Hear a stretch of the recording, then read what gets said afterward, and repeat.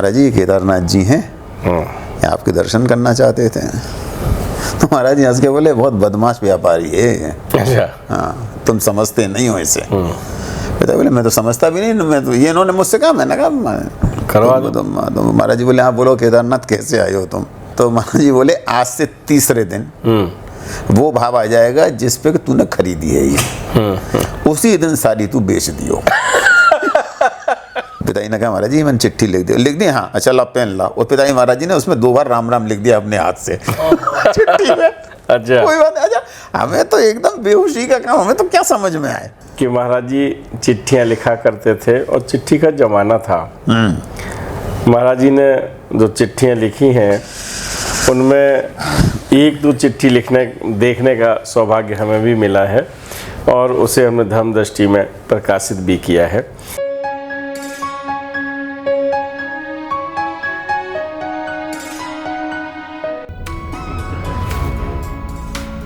मित्रों नमस्कार, आप देख रहे हैं धर्मदृष्टि पत्रिका का यूट्यूब चैनल दस्तक मीडिया। मैं विनोद शुक्ल बैठा हूं आज वृंदावन धाम में। और विशेष बात बता दूं मैं आपको कि उस परिवार में बैठा हूं, उसी जगह बैठा हूं जहां महाराज जी का आगमन अनेकों बार हुआ है। वृंदावन आश्रम में, उसके निर्माण में, उनकी व्यवस्था में, और यूं कहें जो आपने कहा था कि किचन कैबिनेट के मेंबर रहे हैं पंडित बनवारी लाल पाठक। कई चित्र हैं जो जिन्हें आप देख रहे हैं और इन चित्रों से पता चलता है कि महाराज जी के कितने नज़दीक रहे। और सच में जितने चित्र मिले हैं, जहाँ जहाँ वर्णन हुआ है, चाहे वो सुधीर दादा हों, चाहे वो जीवन बाबा हों, चाहे विदेशी भक्त हों, एक बड़ी श्रृंखला है। उमादत्त शुक्ला हैं, ब्रजमोहन हैं, एक गुरुदत्त शर्मा जी हैं। अगर नाम जब आते हैं तो एक श्रृंखला बनती है और ये सब जानते हैं कि हम महाराज जी के अति नज़दीक हैं और महाराज जी ने भी इन सब को ऐसा ही प्यार दिया है जैसे वो पुत्रवत हों। कि पुत्रवत इसलिए कहा कि व्यक्ति को इस सांसारिक मोह माया में अगर मोह का श्रेणियन किया जाए तो पुत्र से सबसे बड़ा मोह निकलता है। ठीक है ना। तो आज हम उन्हीं पाठक जी के सुपुत्र जिन्होंने खुद सानिध्य पाया है, कई बार राष्ट्रपति भवन में भी जाने का मौका मिला है और जो राष्ट्रपति रहे हैं, मैंने बार बार नाम भी बताए हैं, और उनको भी यहाँ आश्रम में आते हुए देखा है। आपने महाराज जी का सानिध्य पाया, कभी कोई ऐसी घटना हुई हो जहाँ आपको लगा हो कि अब यार ये काम नहीं हो पाएगा, और फिर नाउम्मीदी में आपने महाराज जी को याद किया हो और हुआ हो? मैं आपको एक अजीब सी घटना सुनाता हूँ जी। एक हमारे यहाँ एक सज्जन रहते केदारनाथ खंडेलवाल जी, और रहने वाले थे अलवर के पास के। तो पिताजी के पास आते जाते थे जी। तो वो पिताजी से बोले कि आप मुझको महाराज जी से मिलवा दो। तो पिताजी ने कहा कि आप चलना, मैं सुबह जाता हूँ, शाम को भी जाता हूँ, जब आपका मन हो आप मेरे साथ चलना। सुबह वो पिताजी के साथ गए आश्रम। हम लोग पहुँचे, वो वहाँ खड़े हुए थे। पिताजी उनको अपने साथ अंदर ले गए और कहा कि महाराज जी केदारनाथ जी हैं, ये आपके दर्शन करना चाहते थे।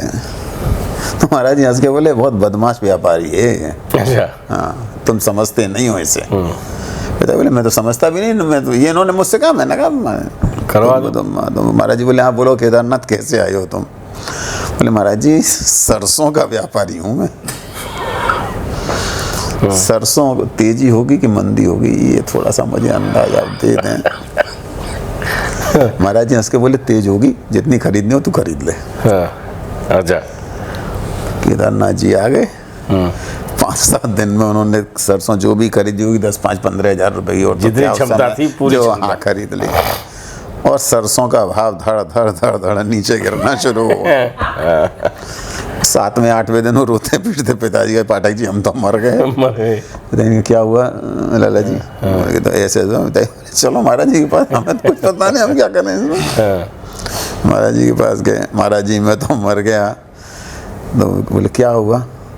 बोले आपने कहा था तेज होगी, ये तो नीची हो गई। अच्छा नीची हो गई? हाँ। तो तूने कितने रुपए की खरीदी है, क्या भाव खरीदी है? तो बोले कि महाराज जी मैंने इस भाव खरीदी है, जो भी ये पद मुझे याद नहीं कितना पैसा उन्होंने बताया, लेकिन 10-20-25 हज़ार रुपये होगा। यही होगा उस समय, वो भी बड़ी रकम होती थी उस समय। तो महाराज जी बोले आज से तीसरे दिन वो भाव आ जाएगा जिस पे कि तूने खरीदी है ये, उसी दिन सारी तू बेच दियो। No loss no profit. तीसरे दिन वो भाव आ गया, उसने काट दी। अब वो 5वें दिन फिर आए पिताजी के पास कि अब की बार पूछ लो, अब की बार मैं जी जान से खेल जाऊंगा। जी बोले पिताजी से बहुत बदमाश है, तुम कहाँ चक्कर में फंस गए पंडित इसके।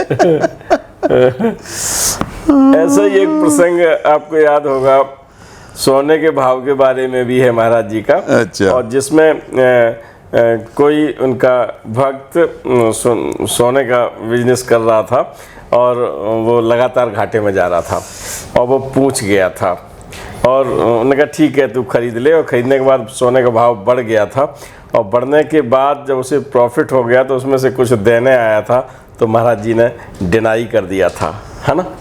तो ऐसे लोग भी हैं और संत जनों को सब कुछ मालूम होता है। जब वो उम्र बता सकते हैं, वो बता सकते हैं कि 25 साल तक कुछ नहीं होगा, तो ये मान लीजिए उस अगर के आप ध्यान में रखें और आपको बात पे विश्वास हो तो 25 साल ही उनको उम्र मिली और उनकी बातों में अर्थ होता था। उन्होंने कहा और आपने अगर उसका अर्थ निकाल लिया तो समझ जाओ और नहीं निकाल ले तो कोई बात ही नहीं है। महाराज जी के साथ बहुत लोगों ने अपना समय दिया है और वो समय जिंदगी का एक जीवन का नहीं, पता नहीं कितने जीवन जिए होंगे, कितना पुण्य कमाया होगा जब उनका सानिध्य मिला। हम तो तलाश में रहते हैं कि भाई कोई बताए कि मुझे एक मुलाकात हुई या 2 मुलाकात हुई। अभी रामरतन वर्मा की बात हुई थी, उनके जो दामाद वीरेंद्र वर्मा, उनकी भी कहानी हमने बताई थी कि बताते हैं कि नीम करली गांव में कभी नहीं गए थे और उन्हें बताया तो हाँ बैठो वो, है ना, वो भी सब चीज़ थी। और इसी श्रृंखला में हम यही प्रयास करते रहेंगे कि लोगों से मिलें और आपको बताएं। परिवार में, आपके परिवार में किस किस ने दर्शन किए हैं महाराज जी के? हमारे परिवार में हमारे पिताजी और हम दोनों भाई जी। अब तो हम दोनों भाई हैं, पिताजी रहे नहीं जी। और दादाजी वगैरह थे वो तो पहले ही चले गए। अच्छा। बस हमारे बच्चों में से किसी ने नहीं किया। आपकी धर्मपत्नी ने की है? नहीं। कब हुई शादी आपकी? मेरी हुई 77 में। 77 में, माना 73 में हमारे चले गए के बाद। हाँ, तो उस समय 17 साल का था मैं। हाँ। तो अभी आप और मेरे छोटे भाई ऐसे ही धीमे धीमे पता चलता है कि और कौन सानिध्य पाए हैं। जैसे विक्रम जी से पता चला था कि उनके भाई और लोगों ने भी किए हैं। उनके भाई रंजीत जी और वो बड़े वाले मुरारी भाई साहब सब अभी हैं, सब हैं। हाँ, रंजीत तो नहीं रहे, छोटे वाले महाराज जी के साथ ज़्यादा रहते थे। उन बब्बू नहीं रहे। महाराज जी से कभी कुछ मांगा हो? जब आप ऐसे आश्रम में बैठे हो जहाँ अपने आप सब मिलता हो, आप कल्प वृक्ष के नीचे खड़े होकर मांगना कि आम की पेटी दे दे भाई, तो सोचेगा वो आता ही जाएगा, क्या करना है मांग के। अखंड कृपा प्राप्त हुई है और वो आज तक कायम है साहब, पूरा पीढ़ी दर पीढ़ी रहेगी। उन्होंने कहा था मेरे बिल्कुल अखंड कृपा है, अखंड आशीर्वाद है, कोई चीज़ की कमी नहीं। एक और छोटी सी बात मुझे याद आई जी कि हम यही जो हमारे घर के पीछे ही है वो झुंझुनवाला जी, जिनके बेटे हैं विश्वनाथ जी, उनके पिताजी राधा किशन जी झुंझुनवाला, उनका कुछ काम था लखनऊ में जी। तो उन्होंने कहा पिताजी से कि वो महाराज जी से कह के कहलवा दो, तो हमारा कुछ काम है। तो पिताजी ने कहा आप चले चलो, आप कह देना महाराज जी से, महाराज जी क्या सोचते हैं वो तो महाराज जी बताएंगे, मैं तो क्या बोलूँ उसमें। तो पिताजी ने कहा कि महाराज जी ने कहा कि तुम साथ चले जाओ, पिताजी से कहा। तो पिताजी ने कहा मेरा लखनऊ जाने का मन नहीं है, लखनऊ था उनका काम। तो उन्होंने कहा उनसे, राधा कृष्ण झुंझुनवाला से, तुम चले जाओ और इसको साथ ले जाओ मुझे। आई वॉज 15 साल का था मैं। तो मैंने पिताजी से कहा, मैंने कहा मैं कहाँ जाऊँगा, मैं तो कहीं इतना कोई ट्रैवल करने वाला था नहीं, 15 साल का बच्चा था। तो पिताजी कहा तुम साथ चले जाना, महाराज जी कह रहे हैं तुम चले जाओ। तो पिताजी ने पता नहीं क्या सोच के कहा कि महाराज जी हाँ, अगर आप कहें तो मैं, कहाँ जाएँ ये लोग लखनऊ में? तो उन्होंने कहा चीफ सेक्रेटरी से मिल लेना तुम जाके। भाई चीफ सेक्रेटरी कौन होता है, कहाँ होता है? तो इनको पूछ लेना, मैं लखनऊ में तुमको मालूम पड़ जाएगी। तो पिताजी ने कहा कि महाराज जी मैं एक चिट्ठी लिख दूँ आपकी तरफ से चीफ सेक्रेटरी को? मैंने लिख दो। हाँ। तो पिताजी ने चिट्ठी लिख दी, जो भी कुछ लिखा हो मुझे याद तो नहीं किया, जो भी लिखा होगा कि यार हैं इनका जो काम हो वो कर देना। तो पिताजी ने कहा महाराज जी मैंने चिट्ठी लिख दी हाँ, अच्छा ला पेन ला। और पिताजी महाराज जी ने उसमें 2 बार राम राम लिख दिया अपने हाथ से चिट्ठी में। अच्छा, कोई बात नहीं। अच्छा, हमें तो एकदम बेहोशी का काम, हमें तो क्या समझ में आए। हम उनके साथ चले गए। सुबह यहाँ से लखनऊ एक्सप्रेस जाती थी रात को एक ट्रेन, सुबह पहुँच गए वहाँ जाके होटल में ठहर गए। सुबह तैयार होके एक टैक्सी पकड़ के हम लोग सेक्रेटरीट चले गए। वहाँ जाके एक लंबा बरंडा था, वहाँ जाके हम बैठ गए। तो एक चपरासी आया, उसने पूछा कहाँ किन से मिलना है? ऐसा, वो चीफ सेक्रेटरी साहब से मिलना है। तो उसने एक पर्ची दी, तो उसने कहा इसमें नाम लिखो। तो हमने उसे चिट्ठी दे दी। हमने कहा ये चिट्ठी दे देना, पर्ची पे हम क्या नाम लिखें, ये हमारा पास, ये पास है हमारा। वो चिट्ठी लेके अंदर गया, चीफ सेक्रेटरी चिट्ठी लेके बाहर आए कि महाराज जी की चिट्ठी ले कौन आया है? कौन आया? क्या हम आए? तो किसान हमने हाथ उठाया ऐसे, चुप, बस 100-200 लोग बैठे थे वहाँ गलियारे में। हम आए, अच्छा आप लोग अंदर आइए। अंदर गए तो बोले आप लोग कहाँ से आए हैं? हमने कहा वृंदावन से आए हैं।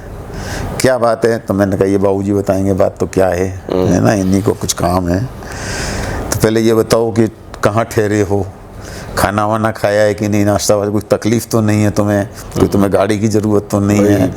मैंने कहा नहीं हमारे पास है सब व्यवस्था है। तो उन्होंने पूछा कि क्या काम है? तो उन्होंने बताया कोई पावर डिपार्टमेंट में SK चौधरी कोई सेक्रेटरी थे, उनसे काम है। तो उन्होंने कहा ठीक है आप यहाँ से SK चौधरी के यहाँ जाइए, मैं उसे फ़ोन कर रहा हूँ, और अगर कोई दिक्कत हो तो फिर आप मुझे खबर करिए, ये नंबर है मेरा, ठीक है ना? नहीं हो तो आपका काम हो जाएगा वहाँ से। तो चीफ सेक्रेटरी तो चिट्ठी से याद आया कि महाराज जी चिट्ठियाँ लिखा करते थे और चिट्ठी का ज़माना था। महाराज जी ने जो चिट्ठियाँ लिखी हैं उनमें 1-2 चिट्ठी देखने का सौभाग्य हमें भी मिला है, और उसे हमने धर्मदृष्टि में प्रकाशित भी किया है। बिल्लू दादा यानी सूरज नारायण मेहरोत्रा के सुपुत्र अमर मेहरोत्रा जी के कोष में अभी रखी हुई हैं, और उन्होंने उन चिट्ठियों को हमें दिखाया था और हमने उन्हें धर्मदृष्टि पत्रिका में छापा भी था। और उसमें दस्तखत नई बात पता चली कि उन्होंने जो लिखा था पत्र, उस पर राम राम लिख दिया था, और राम राम को उन्होंने बाबा नीम करोली पढ़ दिया होगा, और उसमें तो बाबा नीम करोली नाम से ही दस्तखत किए थे। लेकिन बोले बीच बीच में महाराज जी को हल्की सी बेहोशी भी आ रही थी, बार बार चैतन्य भी हो रहे थे, और एक ही बात पूछ रहे थे कि वृंदावन आया कि नहीं, वृंदावन पहुंचे कि नहीं। महाराज जी बस पहुंचने वाले हैं 15-20 मिनट में। ठीक है ठीक है।